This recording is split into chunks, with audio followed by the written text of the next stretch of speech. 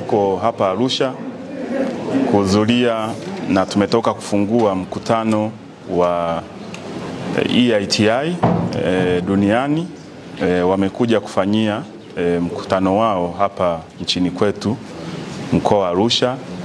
Ni jambo la heshima kwa nchi yetu, na heshima hii tuirudishe kwa rais wetu Mheshimiwa Dr. Samia Suluhu Hassan kwa namna ambavyo anaendelea kufungua fursa za uwekezaji, kufungua diplomasia. Kwa hiyo tunaona kila kukicha dunia inakuja Tanzania kwa mambo mbalimbali, ikiwemo mikutano ya kimataifa kama huu ambao nchi nyingi zimekuja katika huu mkutano ambao tumemaliza kufungua.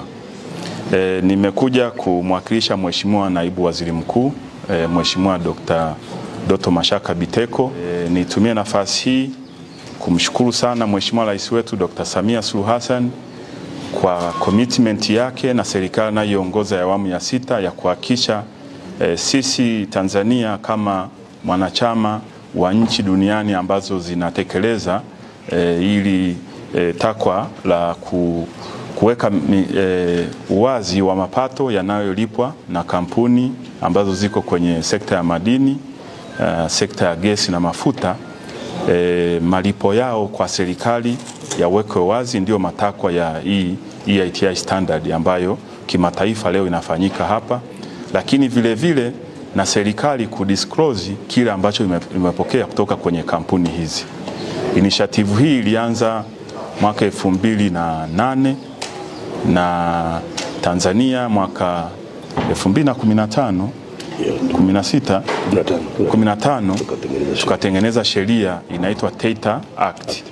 Sheria ambayo kabla ya hapo ilikuwa kudisclose kampuni imelipa kiasi gani na serikali imepokea hicho kiasi, ilikuwa inafanyika kwa hiari, lakini serikali yetu ikaona ni vyema takwa hili liwe la kisheria. Kwa hiyo iko sheria inaitwa TEITA Act 2015 ambayo inataka kampuni ambazo ziko kwenye sekta ya madini, sekta ya gesi na mafuta kudisclose kile chote ambacho wanalipa serikalini, na serikali kuconfirm kiasi ilichokipata kutoka kwenye makampuni haya.